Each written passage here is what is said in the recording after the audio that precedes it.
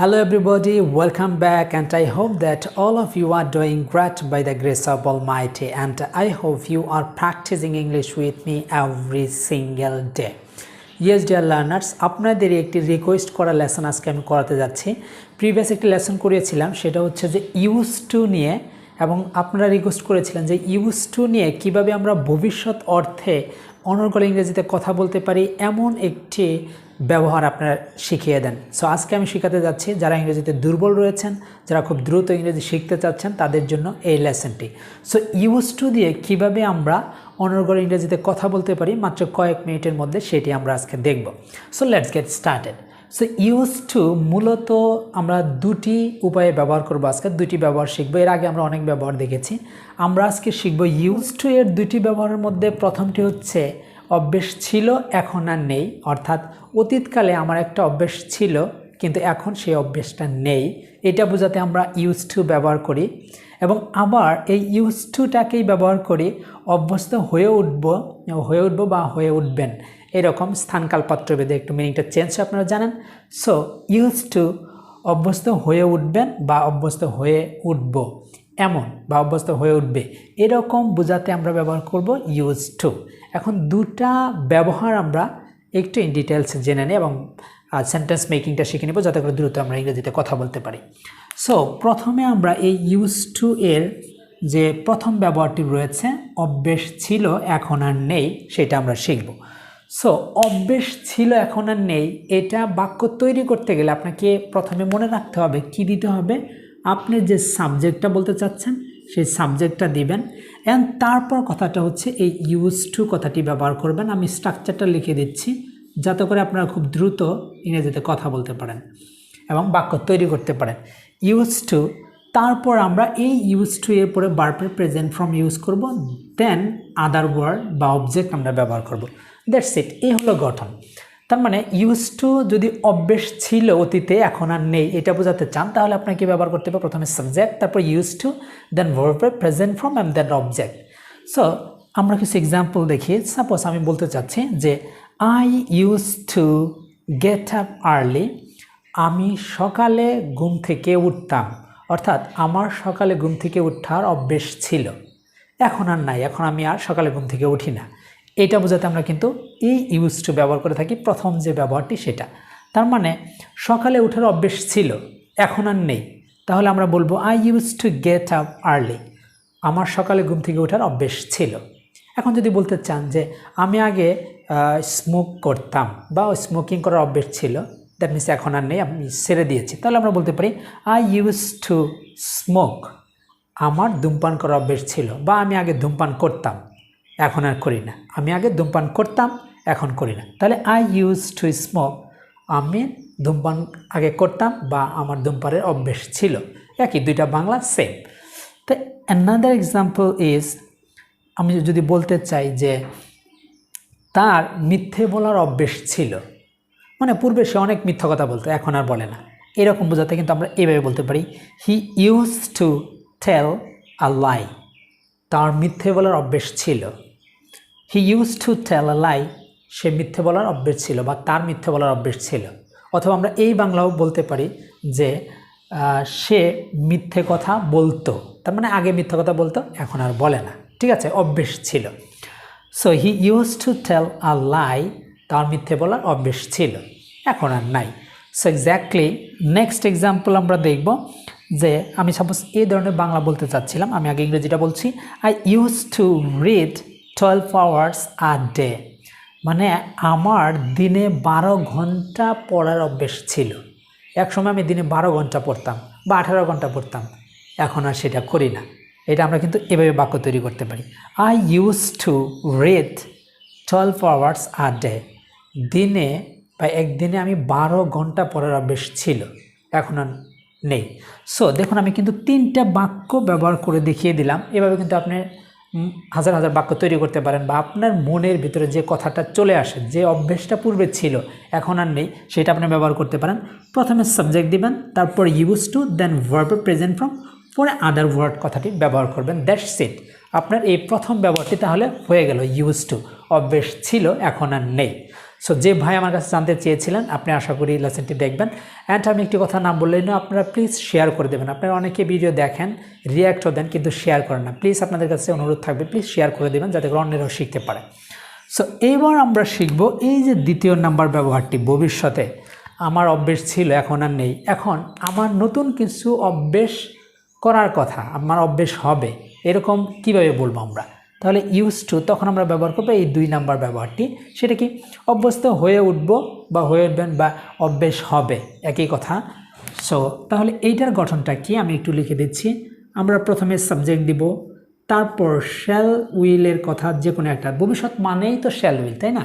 So shall অথবা will আমরা যে কোনো একটি ফর্ম নেব সাবজেক্ট ও পার্সন অনুযায়ী। তারপরে যে মেইন ব্যবহার আপনারা ভুল করেন অনেকেই, সেটা হচ্ছে এখানে গেট হবে। হ্যাঁ, গেট হবে, তারপরে ইউজ টু হবে, ইউজ টু হবে, রাইট? ইউজ টু, তারপরে প্লাস কি হবে? ভার্বের প্রেজেন্ট ফর্ম, তারপরে আপনার বাকি অংশ যা আমি সরি, এটাতে আবার ভার্বের সাথে আইএনজি হবে। হ্যাঁ, verb 1 plus ING plus other word বা অবজেক্ট। এটা একটু খেয়াল রাখতে হবে, এটা একটু ভিন্ন রকম। সেটা হচ্ছে কি, সাবজেক্ট, তারপর শ্যাল উইল, তারপরে গেট ইউজ টু, অর্থাৎ এখানে আমরা শ্যাল উইলের পরে আমরা গেট দিব, তারপরে ইউজ টু কথাটি ব্যবহার করব। আর এই ইউজ টু এর পরে ভার্বের প্রেজেন্ট ফর্মের সাথে আমরা আইএনজি যুক্ত করব বা ভিয়ন ফর্মের সাথে আইএনজি যুক্ত করে তারপর আমরা যে প্রাসঙ্গিক অবজেক্ট বা অতিরিক্ত কথা যদি থাকে সেটা নিয়ে আসবো। ঠিক আছে? সো এখানে কিন্তু অনেকেই ভুল করেন, সেই ভুলটা দেখাচ্ছি আগে প্রথমে। সো অনেকে এটা বলে থাকবেন যে, যেমন I will be use to,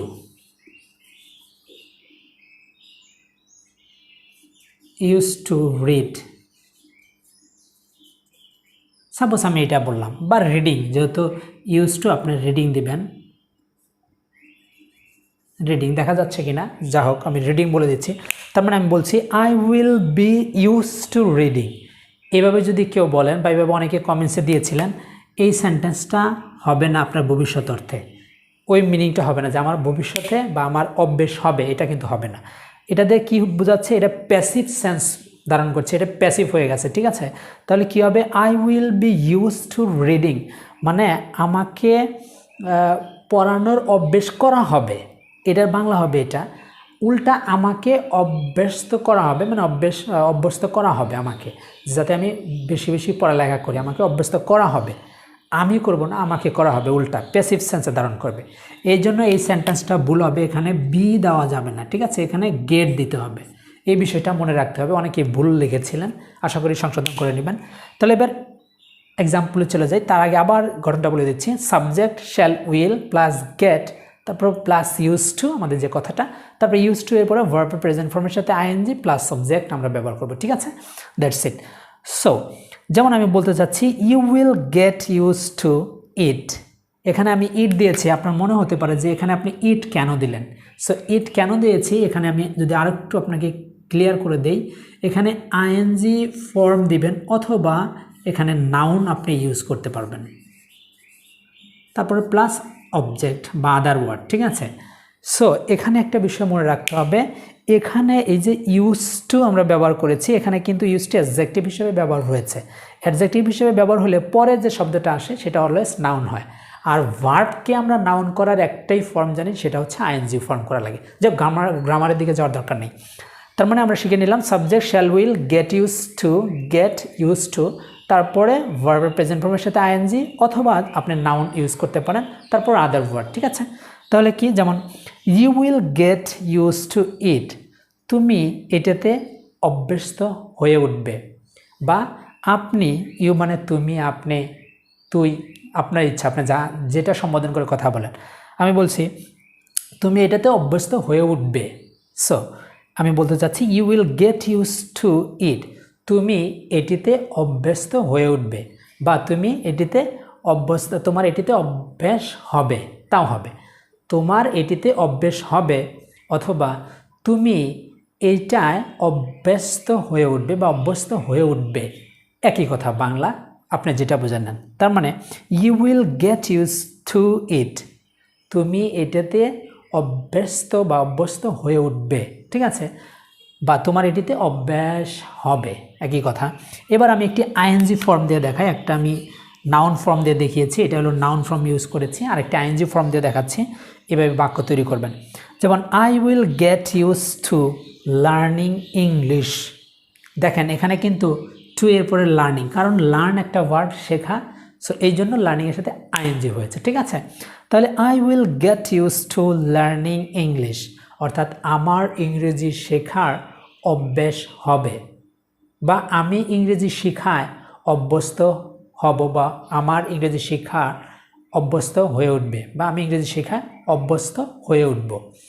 একই কথা, স্থানকাল্পের জবাবে মিনিংটা চেঞ্জ হয়। আমি দুভাবে বাংলা বলছি, আপনার যেটা ভালো লাগে। So I will get use two learning English, আমার ইংরেজি শেখার অভ্যেস হয়ে উঠবে, বা আমি ইংরেজি শেখায় অভ্যস্ত হব বা হয়ে উঠব, একই কথা। সো এই যে আইএনজি ফর্ম ইউজ করেছি, কারণ গেট ইউজ টু আমরা ব্যবহার করেছি, তারপরে আইএনজি, ঠিক আছে। সো তারপর আমরা ব্যবহার করেছি another example, and that is I will get use two hard work. এখানে আবার আইএনজি দেইনি, এখানে আমি আবার নাউন দিয়ে দেখিয়েছি, এটি একটি noun. And so hard work তার মানে আমার কঠোর পরিশ্রম করার অভ্যেস হবে, বা আমি কঠোর পরিশ্রমের অভ্যস্ত হয়ে উঠব, একই কথা। I will get use two hard work, আমার কী হবে, কঠোর পরিশ্রমের অভ্যেস হবে, বা আমি কঠোর পরিশ্রম করে অভ্যস্ত হয়ে উঠব, একই কথা, ঠিক আছে। বারবার আমি বলছি। So I will get use two hard work, আমার কঠোর পরিশ্রমের অভ্যেস হবে। সো এভাবে কিন্তু আপনারা হাজার হাজার শত শত বাক্য তৈরি করতে পারেন। আপনি যেটা বলতে চাচ্ছেন সেটা আপনি বলতে পারেন। সো শেষ করার আগে আমি আরেকবার বলে দিচ্ছি। সো ইউজ টু অতীতের অর্থে আমরা ব্যবহার করে থাকি, সেটা হচ্ছে অভ্যেস ছিল, এখন আর নেই। সেটা গঠনটা হচ্ছে সাবজেক্ট ইউজ টু, তারপর ভার্বের প্রেজেন্ট ফর্ম ইউজ করব, ঠিক আছে। এখানে কিন্তু আইএনজি দেওয়া যাবে না, ঠিক আছে। আইএনজি আমরা এখানে ইউজ করব না, ভার্বের প্রেজেন্ট ফর্ম ইউজ করব, দেন অবজেক্ট বা আদার ওয়ার্ডস আমরা ব্যবহার করব। আর ইউজ টুকে যদি আমরা ভবিষ্যতে অভ্যেস হবে আমি বোঝাতে চাই, তাহলে আমরা ব্যবহার করব সাবজেক্ট শ্যাল উইলের যে কোনো একটি ফর্ম, তারপরে গেট কথাটা নিয়ে আসবো, তারপরে ইউজ টু দিব, অ্যান্ড তারপর ভার্বিং, ভার্ব আসলে ভার্বিং, আর যদি নাউন আসে তাহলে আমরা নাউন ফর্ম দিব, তারপর আদার ওয়ার্ড আমরা ব্যবহার করব। এভাবে কিন্তু আমরা শত শত বাক্য তৈরি করতে পারি এই কয়েক মিনিটের মধ্যে। সেই ছিল আজকের এই লেসনটি, যে ভাই জানতে চেয়েছিলেন, বা আপনারা সকলেই জানলেন এই বিষয়টা। তো আশা করি আপনারা উপকৃত হয়েছেন। অ্যান্ড অবশ্যই আমি আপনাদেরকে জোরালো আবেদন করবো, আপনারা একটু শেয়ার করবেন, রিকোয়েস্ট থাকলো। অ্যান্ড দেখা হবে নতুন কোনো ইম্পর্ট্যান্ট লেসন নিয়ে। সে পর্যন্ত সকলেই ভালো থাকবেন, সুস্থ থাকবেন। অ্যান্ড টিল দেন, আল্লাহ হাফেজ।